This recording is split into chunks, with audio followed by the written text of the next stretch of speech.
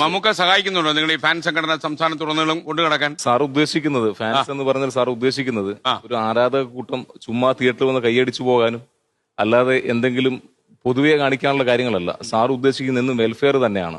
ജീവകാരുണ്യ പ്രവർത്തനം അധികം മുൻതൂക്കം കൊടുക്കുന്നത്. അതിനു വേണ്ടിയിട്ടാണ് ഫാൻസിലെ എല്ലാ അംഗങ്ങളും പ്രവർത്തിക്കുന്നത്.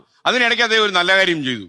നിയമവിരുദ്ധമായിട്ട് പ്രവർത്തിക്കുന്ന കുറെ ഇത്തരം സംഘടനകൾ നിയമ നടപടികൾ സ്വീകരിക്കുന്നവരെ അദ്ദേഹം വാൺ ചെയ്തു. അല്ല, ആ ഒരു സാഹചര്യം എന്തായിരുന്നു? എല്ലാ കാലത്തും അദ്ദേഹം പറയുന്നത് ഈ സംഘടന കൊണ്ട് പൊതുവെ മനുഷ്യർക്ക് ഉപകാരപ്രദമായ കാര്യങ്ങൾ ചെയ്യണം.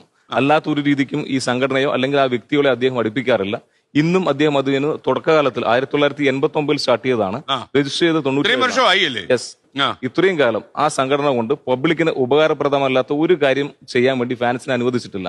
അങ്ങനെ നിങ്ങൾ എന്തെങ്കിലും ഇപ്പൊ നിങ്ങൾക്ക് സംസ്ഥാനത്തുടനീളം കമ്മിറ്റികളൊക്കെ ഉണ്ടല്ലോ. സംസ്ഥാനം മാത്രമല്ല സാർ, ഇപ്പൊ ഇന്റർനാഷണൽ കമ്മിറ്റി എന്ന് പറയുന്നു.